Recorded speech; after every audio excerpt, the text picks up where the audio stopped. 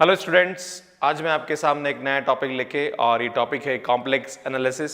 और complex analysis के अंदर मैं क्या आपको लेके आने वाला हूँ ये आपको मैं बता देता हूँ। जैसे हम रियल एनालिसिस के अंदर पढ़ते हैं लिमिट, कंटिन्यूटी, डिफरेंशिएबिलिटी और इंटीग्रेशन, वो कि वही सब चीज़ हम लोग कॉम्प्लेक्स में पढ़ने वाले हैं।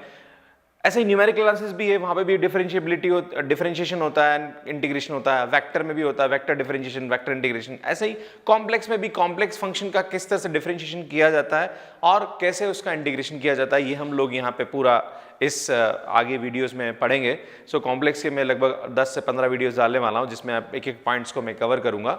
सो देखिए स्टूडेंट्स, कॉम्प्लेक्स में जो फंक्शन डिफरेंशिएबल होता है उसको हम क्या बोलते हैं यहाँ पे, नॉर्मल रियल एनालिसिस में उसको डिफरेंशिएबल फंक्शन बोलते हैं, पर यहाँ पे इसका नाम एनालिटिक फंक्शन होता है। मैं ज़्यादा डीप में नहीं ले जाऊंगा, मैं सीधा आपको कंसेप्ट बताऊंगा और क्वेश्चन पे आऊंगा। A complex valued function w is equal to F Z is set to be analytic, या एनालिटिक का वही डिफरेंशिएबल, और set to be differentiable at point z is equal to z0 if ये क्या होना चाहिए, ये डिफरेंशिएबिलिटी की कंडीशन होती है। और इसका जो डेरिवेटिव है वो क्या होना चाहिए, एग्जिस्ट करना चाहिए और यूनिक होना चाहिए, राइट। अगर किसी का भी फंक्शन का जो डेरिवेटिव होता है वो यूनिक होता है तो वो उसका क्या होता है, डेरिवेटिव एग्जिस्ट करता है।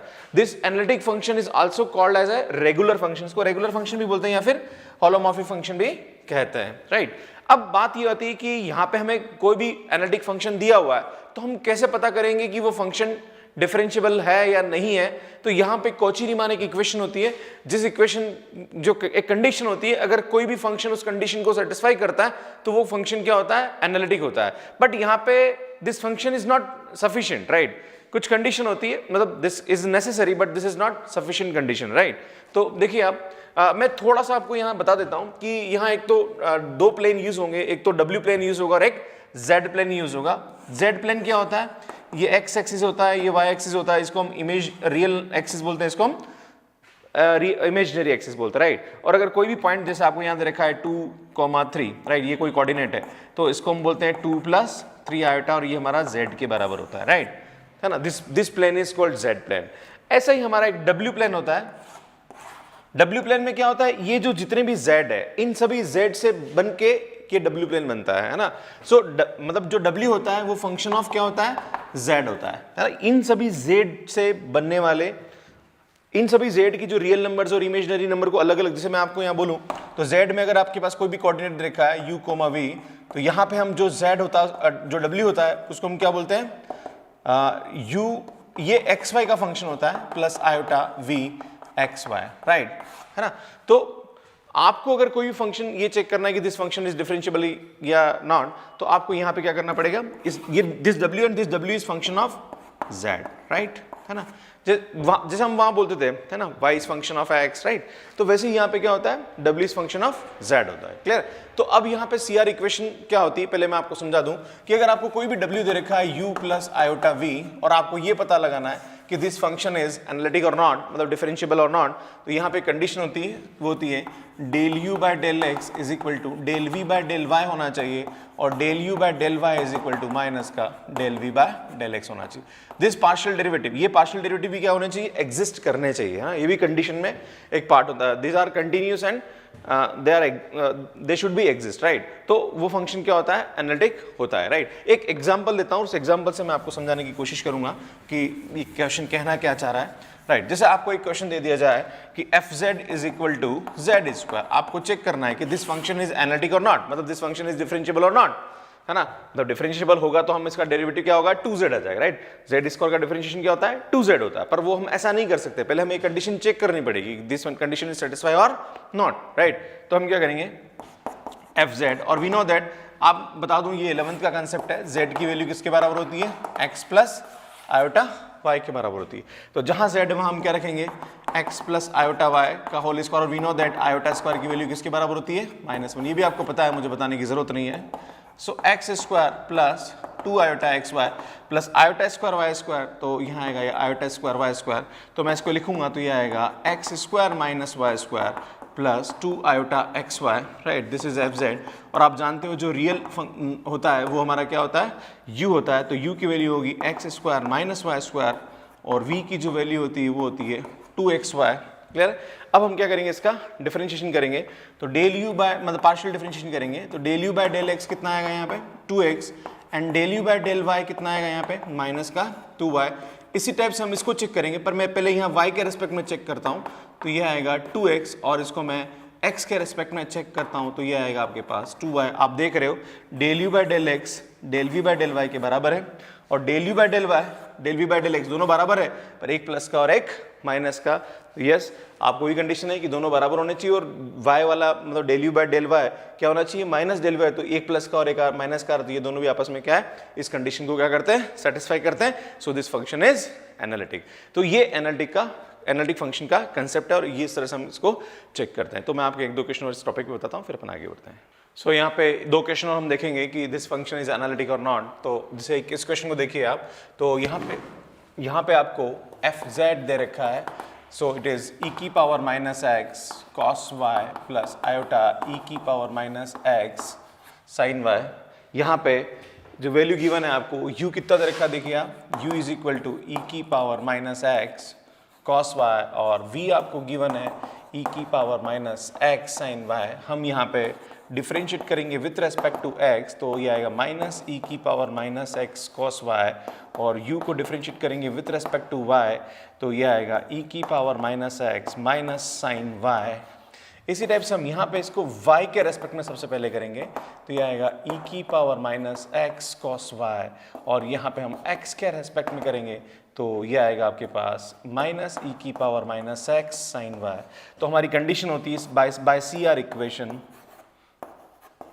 CR इक्वेशन क्या होती है, del u by del Y del v by del x के, या del u by del x किसके बराबर होना चाहिए, डेल बाय डेल y, तो del u by del x इसके बराबर नहीं हो रहा है, राइट।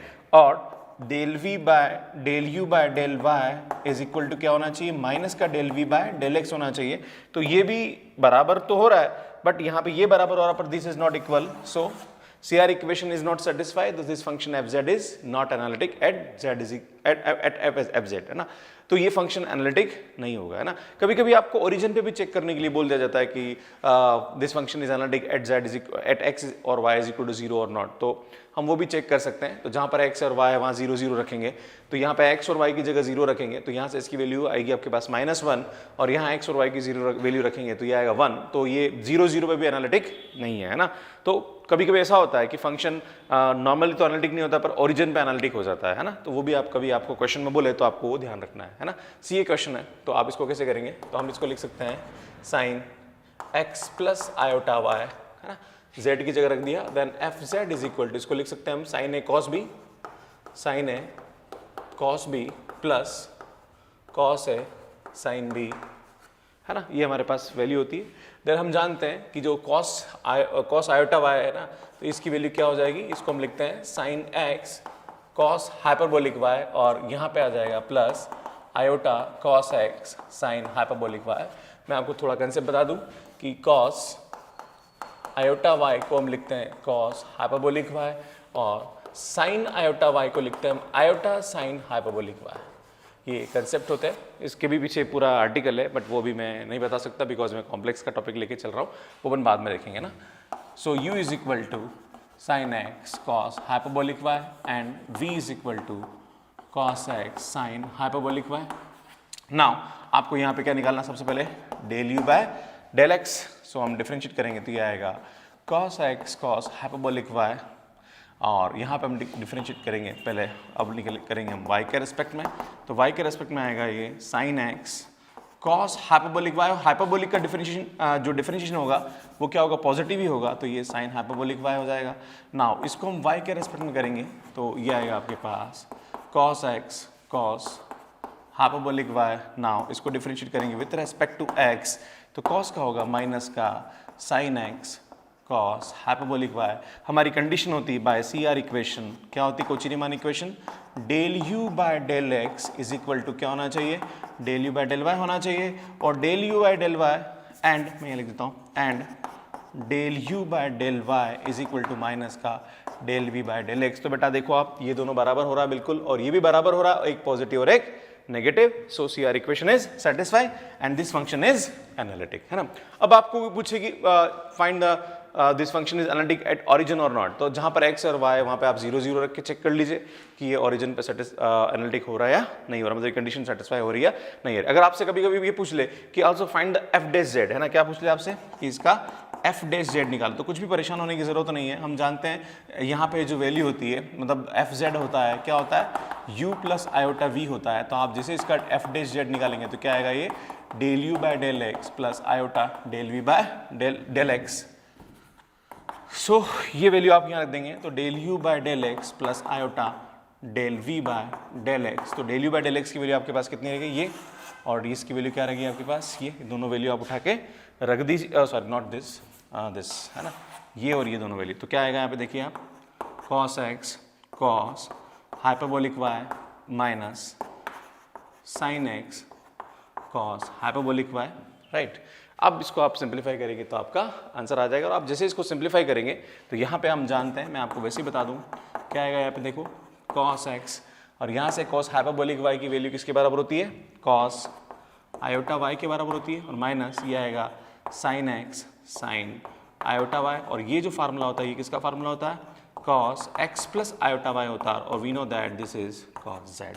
और हम जानते हैं इसका जो डिफरेंशिएशन होता है वो कितना होता है, f dash z is equal to sin cos z होता है। तो स्टूडेंट्स, मैंने आज आपको समझाया कि कार्टेशियन कोऑर्डिनेट के अंदर CR इक्वेशन क्या होती है और कैसे हम पता लगाएंगे कि एक फंक्शन डिफरेंशिएबल है, मतलब एनालिटिक है या नहीं। इसके बाद अगले वाला जो टॉपिक है इसके अंदर मैं आपको बताने वाला हूँ कि किस तरह से हम यहाँ पे जो एनालिटिक फंक्शन होता है उसको कंस्ट्रक्ट करते हैं ना, कि अगर आपको u दे रखा है तो आपको एफ कैसे निकालते हैं, या थॉमसन मिलने मेथड होता है, और दूसरा एक और हम बढ़ेंगे जिसके अंदर u दे रखा है और वो फंक्शन एनालिटिक है, आपको उसका क्या निकालना है, v निकालना है, तो वो किस तरह से निकालेंगे।